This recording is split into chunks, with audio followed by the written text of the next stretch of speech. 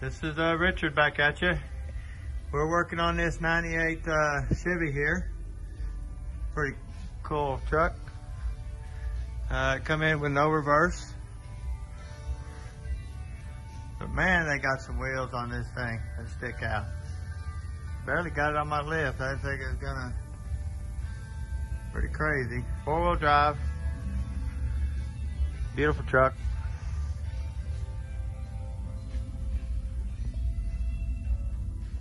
Alright, come in with no reverse, so we're gonna go put all the good stuff in it, bands and Z-Pack and all that type of stuff, heavy duty, and get him going. Got a lot of things to do. Got a 6-speed Chevy coming up that we're fixing to do. We got the Dirty Bird hanging out. Got one we're shipping out here. We got a one that's going out in a Turbo Camaro going out. Back over here, we got a ton out in the parking lot to do. We got a twin turbo 480E that we're doing. Got to recase it with a case. We got our 2,000 horsepower 48RE going out, all billet shafts from front to rear. We got Mr. Fluman's Power Glide here. We got a bunch of his parts that come in, new bands, clutches, bushings. We're waiting for the thrust plates to come in. They're actually being drop shipped from another company. So all that stuff's here. We got the 4L60E out of the pickup that we're going to be tearing down and videoing in the morning. We'll be tearing it down. Like I said, it has no reverse. We got a 400 case, 8-bolt cleaned up. We're going to be assembling and getting ready for a trans brake. Be cutting the bell housing off for an ultra bell. So if y'all need anything, give us a holler. Oh, look who snuck in. Wow, I've been gone a month. Oh! Been working your father to death. Vacation was awesome. You gotta take it every now and then. Yeah, mine's next. Yep. But we got a lot of things happening, so y'all stay tuned. Here it comes. This is Richard back at you. Today we're working on a 99 model Chevy pickup. Customer brought it in with no reverse. It's a really nice looking truck. You'll see in the first part of the video we got going. It's an early model 4L60E. It's just got the shaft like a 700. Basically a 4L60, 4L60E. And then they changed over to the later version shaft like this here. Then they changed over to the later version, even here where they put a speed sensor right there. Or a reluctor wheel, or whatever you want to call it. How'd that sound, Tim? Pretty good? Yes, sounds good to me. Good to me too. But anyway, that's a 3 shaft right there. Now they do make an earlier one than this. It's a small spline for the early 700s. And then we got another one coming over here. Trent, you can kind of show. We got a 4L60E that we're doing in a Colorado pickup. That's going to have a totally different input shaft that we're going to be doing another video on. So we'll get to that in our next video. You'll see the different shaft in here. I'm not going to go ahead and pull the converter out. It'll make too much of a mess. I don't have room for it right now. But we got a 6-speed over here on the cart we're going to be tearing down. We're going to do a video on that too. Got a lot of things happening here. Got some beautiful transmissions ready to go. Yep, we got them laying all over the place ready to go. We got them laying all over the place out in the parking lot to get done too. So Trent's back with us. Thank you, Trent, for coming back after your week vacation down at the ocean, having a good time while your father worked. It was kind of cold, not really. Was it kind of cold? You were supposed to take off. I know, but I just had a lot of things to do. But we're going to get this apart real quick and see why we don't have reverse. I'm going to go with, he got stuck. I don't know. This truck here, the tranny's dirty, but the truck looks like a pavement princess. Okay. I don't think he got this one stuck. I mean, I don't think, since this gentleman's had it, I don't think it's ever touched dirt. Dirt road. No. We got our Milwaukee 3/8 impact. We want to thank you guys for getting that to us, whoever sent that to us. I finally figured out how to work it. Actually, we got some low settings, high settings, stuff like that. And I had it on low last time, and I didn't have it charged. But, I mean, this thing works really good. My son uses the 1/2-inch drive, the air ratchet, or not the air ratchet, but the ratchet and everything too. They're 1/4-inch to the 3/8 ratchet. Yep. You got all of them, don't you, Trent? Yep, to half. They make everything. They make it all. They make it all. This thing, Pretty cool. It's a bad boy.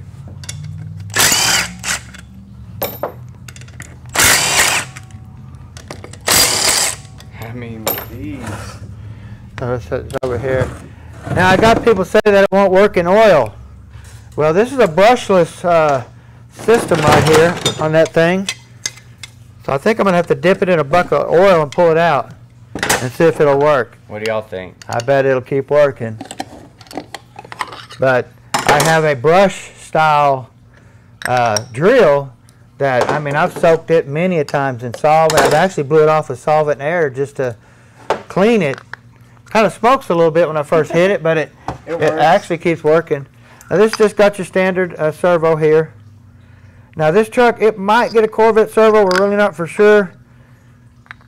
We've been having issues with the Corvette servos, just a little bit firm after we put our big bands and clutches and stuff like that in some of our daily drivers.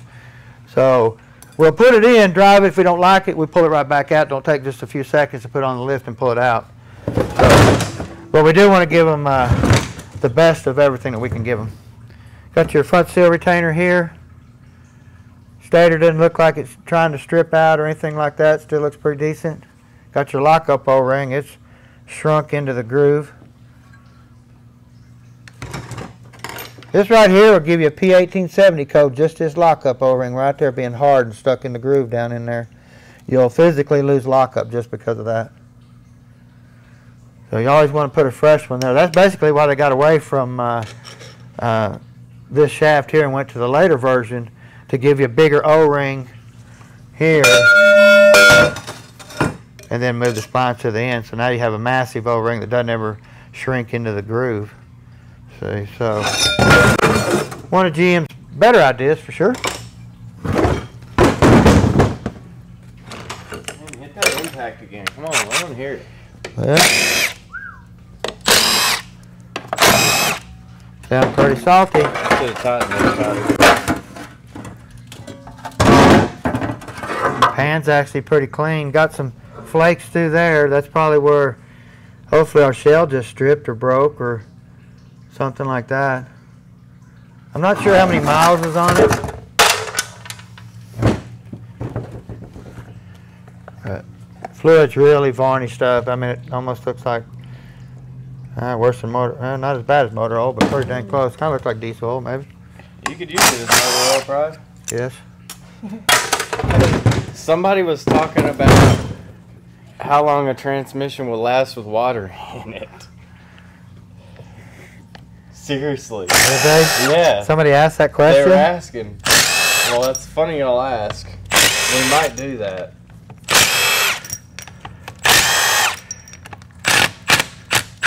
And if it'll work. I'll go back through and find the comp. And find it for us and see. Yeah. Now we did have one coming up to where we had a traveler. Actually, it's a customer, or a person that lives here in Amarillo. He went traveling, and his transmission goes out on the road. And he has it repaired, and they get back to Amarillo, and they just don't like the way it works. It's making noises and all kinds of stuff. And they get under there and they look under when they get back here, and you are not going to believe the mess that we're fixing to show you in a video. So we definitely want you guys to stay tuned on this one, because it's going to blow your mind, because it's just, there's no logic to it, what they did to these people that were traveling down the road. So definitely subscribe to the YouTube channel. Don't miss out. yeah. Man. I'm liking it already. No problem. Get rid of this heavy. Yeah, throw that away. Yeah, that's good. Oh. If it's electric, I'm going to use it in oil. So let's see if it'll work.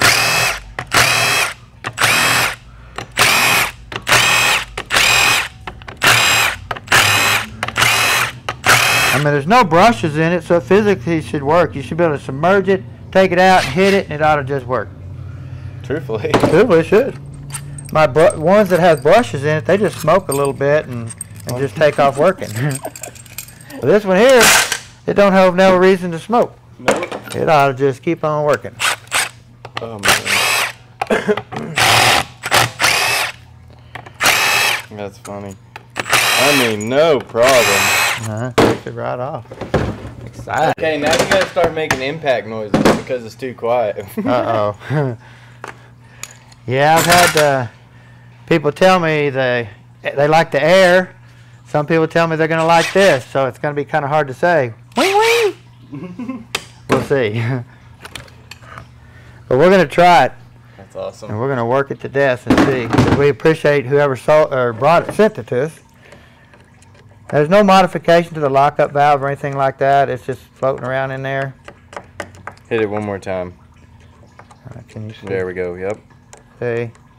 And we'll block this out. In my videos, you can go back and watch them and look and see. And here's your your first accumulator for your second gear shift. It's nice and free. See what we got here in our forward accumulator.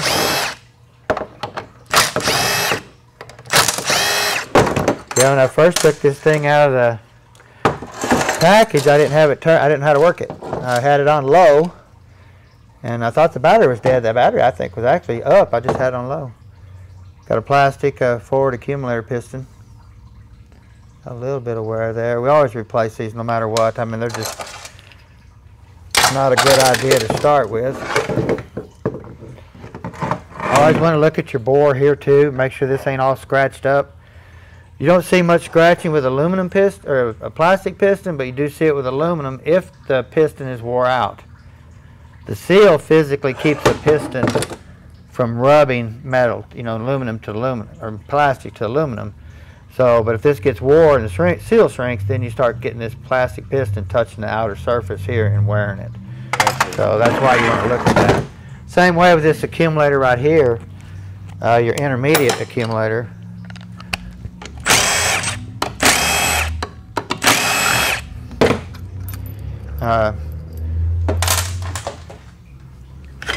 Did set up a pretty nice parts list for y'all guys. If y'all want to go check it out, help y'all build some of these units. Now this does have an aluminum piston in it, you notice? But look at the shank, how short it is. Now you come in here and look at our aluminum piston. Look how longer that shank is there to support the piston sliding up and down that shaft. See, so that's a must. And that's in that parts list. Is it in it? Yeah, tell them. It's in the parts list on the that you can order that stuff. So, but you want to look here and see if there's any scratching or anything where this aluminum piston could have been rubbing. If that's got big, deep scratches in it, throw it away and get another one because you're wasting your time. The seal's going to leak right there. You could have flares, all kinds of stuff. Because if it leaks there or leaks here, you got an open circuit. It's got a seal around the pin and around the seal. So just look at that area there real close.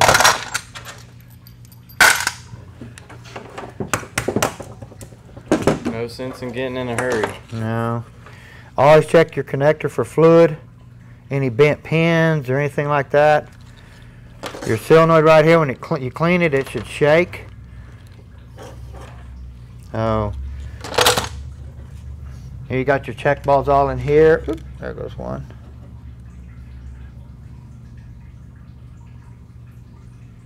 A lot of people say, how do I find my check balls? A lot of times you put the gasket on there, it'll verify where your check balls go. Just always remember, put valve body, gasket, because if you swap them over, I've had people call me that they've done it and ask me questions why the lockup don't work or something. You know, they put the wrong gaskets on it. They didn't go with a round hole. They put a round hole, square hole or something, or they put top to bottom wrong. You know, they put the tray together right, but then here they made just the smallest mistake and put the gaskets on wrong, and now we got to burn up tranny.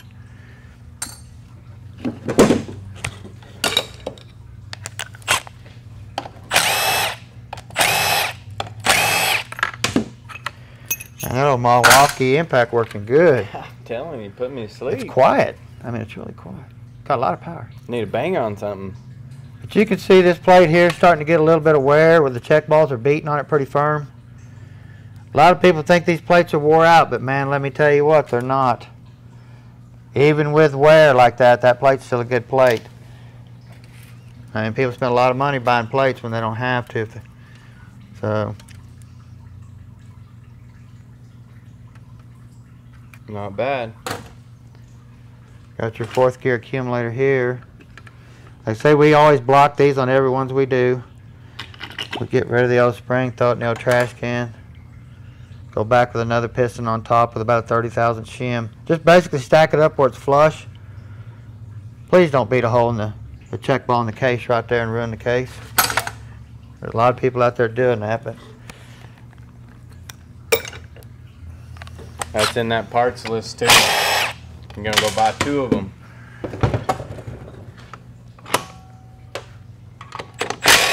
Man. You see that? Boom! Like, whoa! Sure. Hang on to that, dude. I'm telling you. It's working good. So we do have one check ball right here. Once you block your pistons, you can leave it out if you want to, or put it back in. It doesn't matter. It's almost useless once it's blocked.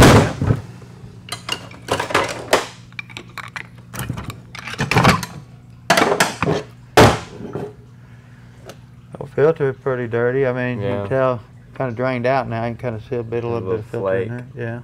You see that metal flake. Now we just had a customer drive all the way in from where, Trent? Arkansas. Arkansas. Showed up. They left 9 o'clock yesterday. Showed up 5 o'clock this morning. They got a tranny in their truck that's got heads and cam and all kinds of stuff done to it. Had a tranny shop do their tranny up there. Didn't last 2 or 3 weeks.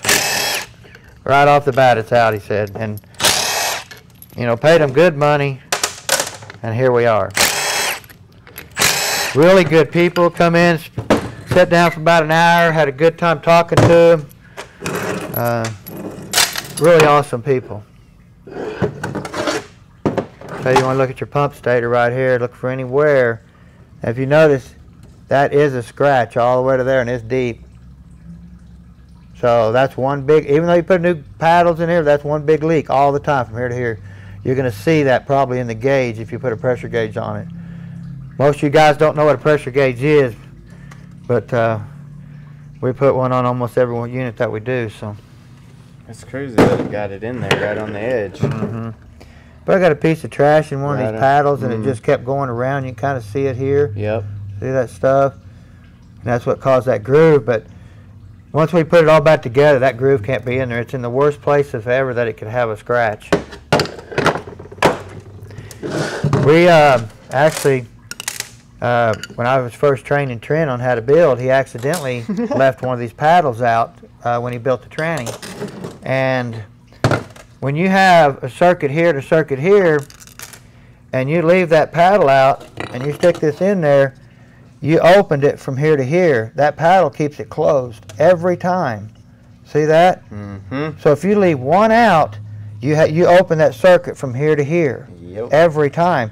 Well, let me tell you, you want to put a pressure gauge on and watch a pressure gauge freak out and go crazy, leave one of these paddles out. Now, believe it or not, when he did that, we could tell there was something wrong almost in the tachometer of the truck.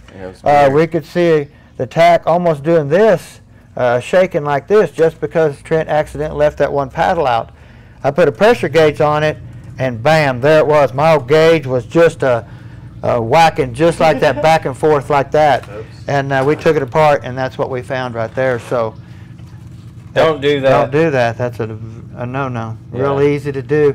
And with some of these overhaul kits, when you get these kits that come with everything in a box for the pump, sometimes they come with one paddle missing, where you might have to use an old one or find a really good one or something like that. But if you don't catch that you didn't put that in there, you're going to know it, and that can happen real easy, because we go through probably 4 or 5 pump kits a week on these 4L60Es, and I notice stuff like that. Now it's kind of the same way with our Z-Packs. All of our Z-Packs come in the package, they come pre-stacked, right? Well, here a while back I was getting them where somebody shuffled them like cards. So I had to physically go back in there, restack them, set them up and stuff like that, and put them in the tranny. With somebody that, a newbie building their own tranny or something like that, they'd have found that and went, oh, that'd have freaked plumb out. So just little stuff that can get you. Just take your time. Yeah, basically take your time. And we just got a stock band. And it's a 4-wheel drive, big tires. You'll see in the video the tires and stuff this gentleman has on this truck. So we want to definitely give him a good upgrade. Now you can see all this staining right here. This is black marking. There's nothing there. It's just the staining off the band. You can take a, wipe it off really good. Take a level, make sure it's flat. Take an edge right here, clean it up, and stick it on there. Put a flashlight behind it, and then you can physically see. Go behind it, Trent. There you go. See how flat that is? Yep. No light coming through at all. That's a very good drum. Even though probably in the video it looks like terrible, but there's nothing there. It's just a shadow. Yeah. Now this is our reverse clutch here. Now remember, it takes two things to back up in this tranny: the reverse clutch and the low reverse clutch in the back of the case. So this didn't fail. Looks really good. I believe our sealing rings were good on our pump stator. No damage here to cause a leak, to cause this clutch not to come on. So I don't think we found our problem yet. It's not there. So keep on going. Get into our forward drum. Now these sealing rings right here had nothing to do with reverse, but you can see right here they're really starting to get wore out. See? Now here you have your forward clutch, your 3/4 clutch engagement, your forward, and your engine brake clutch hole. These holes here, fluid goes through there and applies these clutches in the drum right here. So, little snap here.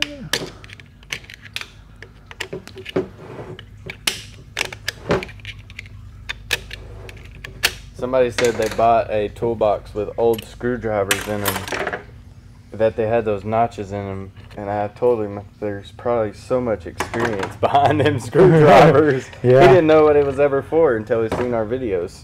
Oh, those notches in there? The notches and the screwdrivers. That's funny. Yeah. He was definitely probably a builder of some type. Yeah, taking snap rings out. Yep. You got all your load springs. You want to just check your height, make sure they're not flat. We'll get a new one, set it beside it, and look at it, because these are in pretty good shape.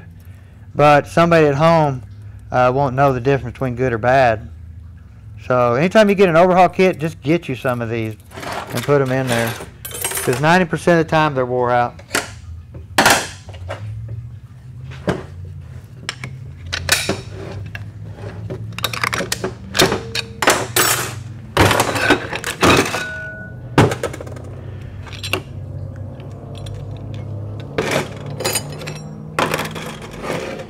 Here we have our forward clutch assembly, your engine braking clutch. Just age, a lot of age on them. There's still material on them, but they're not stripped or anything like that. In my last video, how the teeth were all stripped on them. The last customer brought it to us, remember, Trent? It was amazing that one even moved. Yeah, just like one clutch had hardly no teeth on it. And the 3/4 clutch is just standard. We're going back with the Z-Pack. Get that in there for him. Anytime we do 4-wheel drive, anything, we just upgrade them. What people bring them here for is they don't want nothing stock anymore. Everybody's trying to make power or do something crazy. Sprag assembly here. There we go. Looks really nice. Just a single cage sprag. We'll go back with a dual cage. Put it back together. Check for any chatter marks or anything like that on your races on both sides here and on the other side. Check for wear here. Looks really nice here. Most of the time when you get brass washers styles, when you take them apart, you're going to have wear here. So you almost need to plan on buying one of these when you tear your tranny down every time. We almost had to replace almost all of them. So, lube seal. I don't know if I've done much talking about this little fella right here. Now they make two different designs of this thing. They make one for a 700, they make them for a 4L60 and up. The 700 is a hard plastic one, and you don't want to use it. I mean, if you know what you're doing, you can look at, put one of these in the 700 and check your depth on your, there's a lube hole down in here, I'll show you here in a second, that this seal can cover up and cause a leak.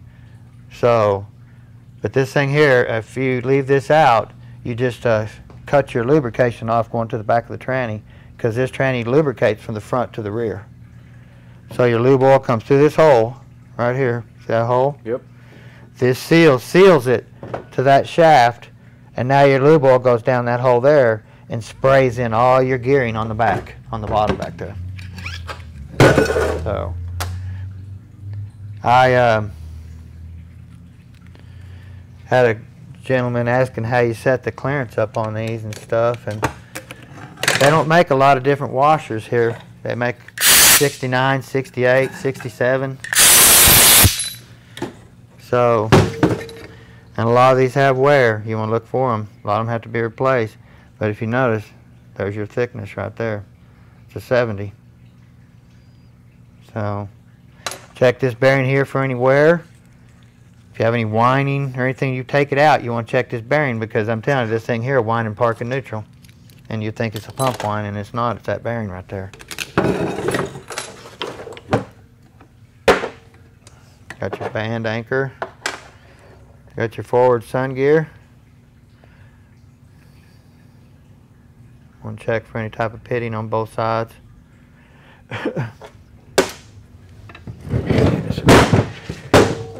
Get this out.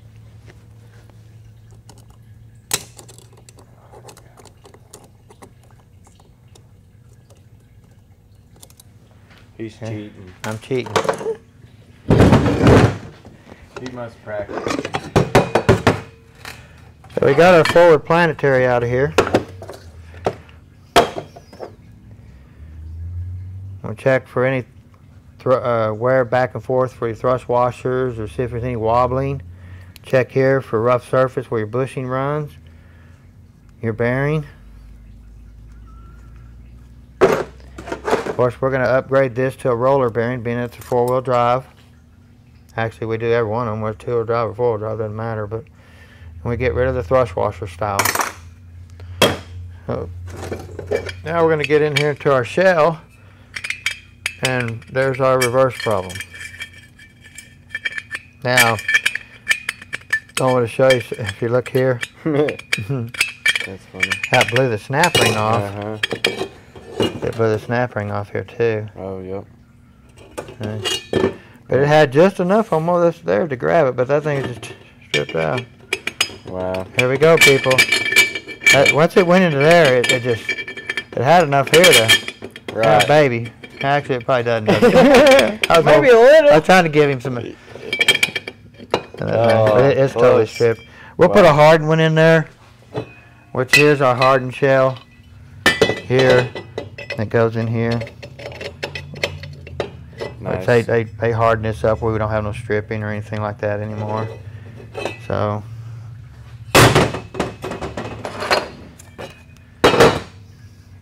Just embed a lot of metal everywhere. Embedded in the wall. All the washers and stuff.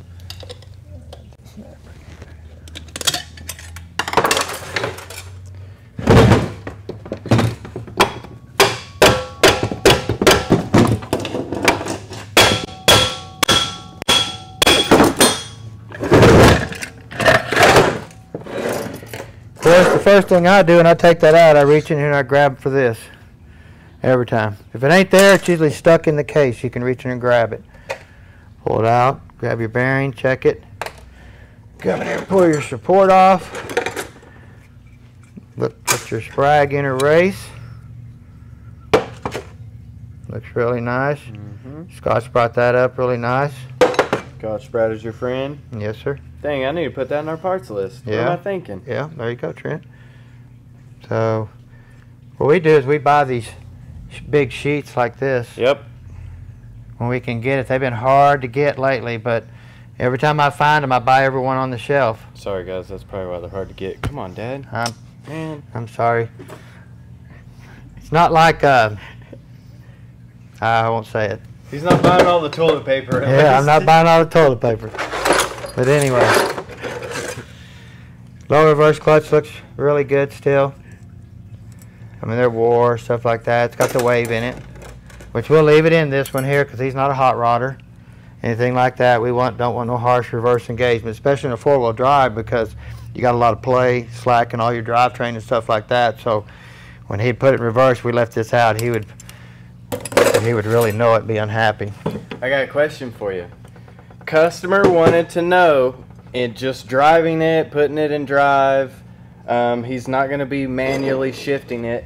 Leaving that out, what would he gain?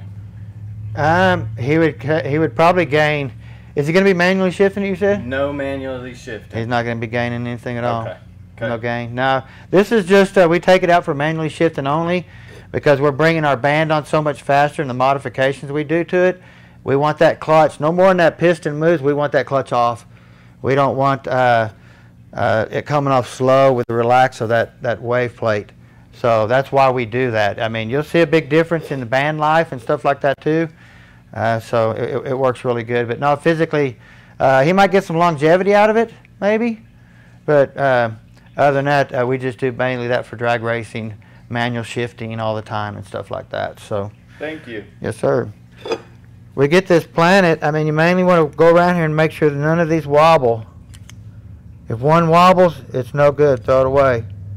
And mainly check this little bearing, because that little bearing right there is a failure. If that bearing fails, the pieces fall out, and then the bearing, the Planet just runs over all the gears because it can't get out of there. So, get that bearing out there. Just check all your bearings like that. So. Not too bad, not tore up hardly at all. It's going to be a really sweet build for me. Won't take as long as normally most of them do. But we're going to get this thing back together for him because he wants it before Thanksgiving. We got a few more videos we're going to be making before Thanksgiving, so y'all stay tuned definitely. We got another show coming, so y'all have a great day.